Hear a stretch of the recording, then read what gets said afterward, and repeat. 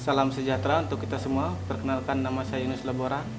Saya dari Prodi Pendidikan Ekonomi FKIP dari Universitas Palangkaraya.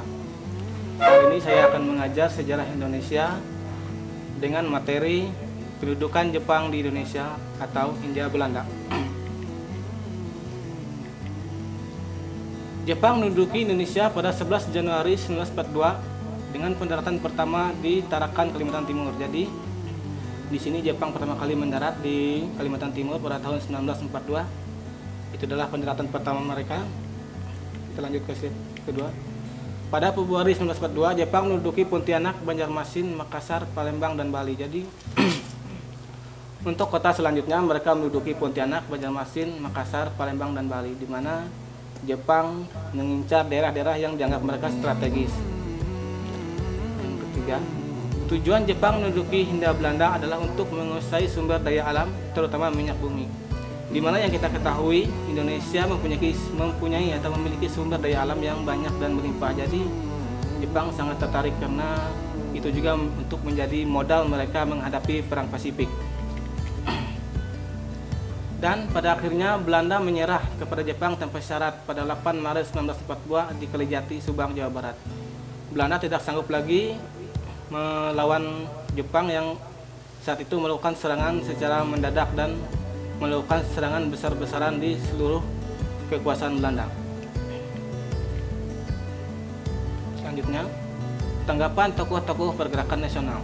Kedatangan Jepang disambut baik oleh tokoh-tokoh nasional, namun ada juga tokoh-tokoh yang bersikap hati-hati akan gerakan ekspansionisme Jepang karena ada unsur fasisme. Jadi sebagian tokoh menerima kedatangan Jepang ini, sebagiannya juga memang menerima juga, tapi mereka tetap berhati-hati karena mereka mungkin tahu akan kedatangan Jepang ini memiliki tujuan tertentu.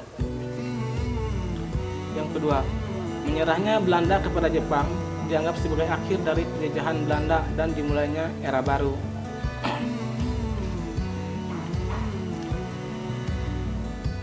Jepang berjanji jika dimenangkan bangsa-bangsa di Asia akan mendapatkan kemerdekaan. Jadi di mana di sini Jepang berjanji kepada bangsa-bangsa Indonesia, bangsa-bangsa yang ada di Pasifik, terutama Indonesia, mereka akan berjanji memberikan kemerdekaan jika mereka memenangkan pertempuran di Asia Pasifik. Sejak awal kedatangannya, Jepang telah membicarakan kemerdekaan yang telah diberikan secara bertahap kepada bangsa di Asia. Jadi, waktu pertama datang, Jepang sudah membicarakan tentang kemerdekaan yang akan mereka berikan kepada bangsa-bangsa di Asia Pasifik. Namun mereka memberikan itu secara bertahap. Jepang bersikap simpatik dengan membebaskan tokoh-tokoh nasional yang dibuang Belanda. Jadi, di sini Jepang itu untuk menarik simpati dari masyarakat, mereka membebaskan tokoh-tokoh nasional yang dibuang oleh Belanda atau diasingkan oleh Belanda waktu masih kekuasaan Belanda.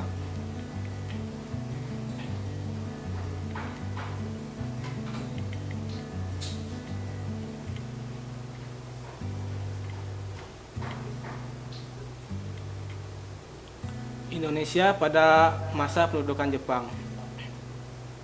Setelah menguasai Indonesia, pemerintah Jepang kemudian membagi Indonesia menjadi 3 daerah, yaitu daerah Jawa dan Madura di Batavia yang berada di Kendali Kaigun,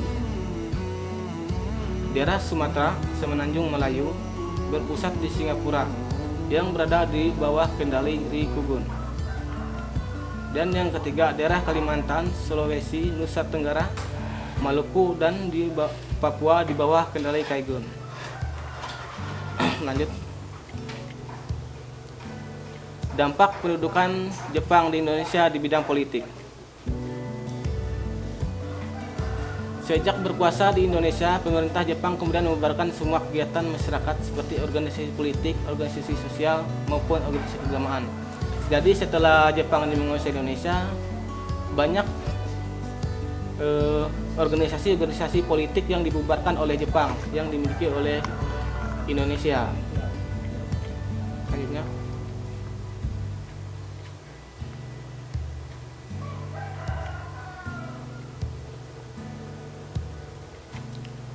Dampak-dampak pendudukan Jepang di Indonesia di bidang ekonomi. Yang pertama yaitu menyita aset-aset ekonomi yang penting, di mana Jepang menyita aset-aset ekonomi yang dianggap penting yang ada di Indonesia.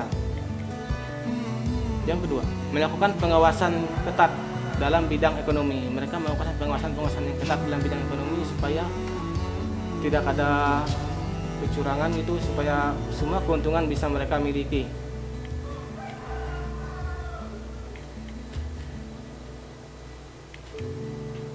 Yang selanjutnya, wajib setoran Romosa merusutnya produksi pangan dan kelaparan. Jadi dampak ekonomi juga di mana wajib setoran Romosa merusutnya produksi pangan dan banyak sekali terjadi kelaparan di wilayah-wilayah tertentu.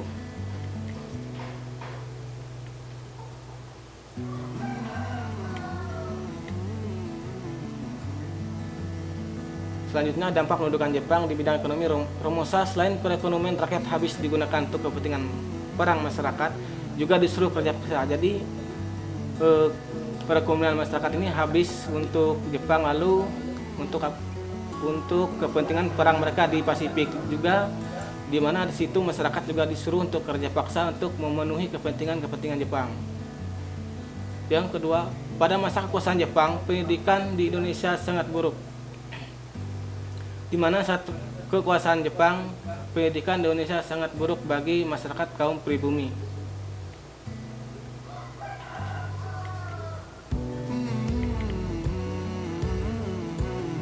Ya, sekian materi atau pelajaran yang saya paparkan. Terima kasih.